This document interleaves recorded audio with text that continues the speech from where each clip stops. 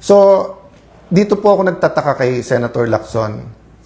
Pagka nagsasagutan kami, siya nagagalit, pero siya naman po ang araw-araw may pinopost o sinasabi, ako naman po ay sumasagot.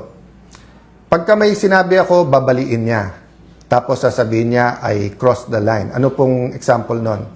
Di ba po ang topic natin, kung tama na yung Supreme Court ay magbigay ng supina sa BIR, sa AMLA at saka sa mga bangko.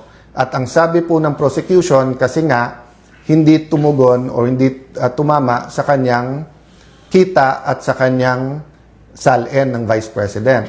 So, kinumpare ko lang to. No? So, sabi ko, kung si Senator Lacson tumaas ang SALN, ibig ba sabihin, pwede na natin isupina. Di ba? Yung BIR, AMLA at saka ano. Ako din ang sumagot. Sabi ko, hindi. Kasi just because tumaas ang salin mo, hindi ibig sabihin may mali. So, hindi ko na siguro kasalanan kung mali ang rinig niya. Of course, sa kanyang pamilya or sa mga malalapit sa kanya na stress, paumanhin na na-stress kayo. Kasi kung yun yung interpretasyon, ang interpretasyon na sinasabi ko nga, walang masama. Kaya nga sabi ko, dapat may ebidensya, may accusation na may mali or may corruption. Hindi ko sinabing ganon. Pero nung sinabi niya kasi sa akin na may anomalya sa Taguig, so syempre sabi ko, edi side by side tayo. Di ba? Lista ako ng 2-3 na meron din ako suspicion na hindi maayos sa iyo. O tapos yung sa akin, and then yung sa bayan.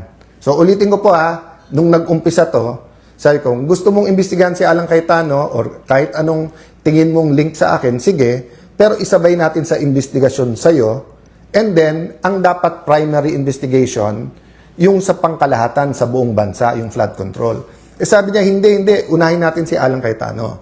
Okay, so ano nangyari? At bakit niya sinasabing humihingi ako ng ceasefire?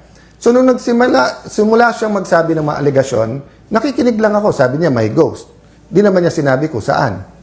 So, syempre, sinabi ko lang, wala. O, tapos, inaraw-araw na niya ako. Tapos, totoo na nag-uusap-usap yung mga senador. At alam niya yon. At isang senador nagsabi sa akin, ako mahigit sa isa, Alan, hanggang saan to? Sabi ko, yung para sa bansa, kailangan lumabas yung totoo. But reasonable kami. At hindi kami papayag sa sinungaling, hindi kami papayag na kung saan-saan dinadala, di ba? Ang gusto lang namin, patas at lumabas yung totoo, katotohanan.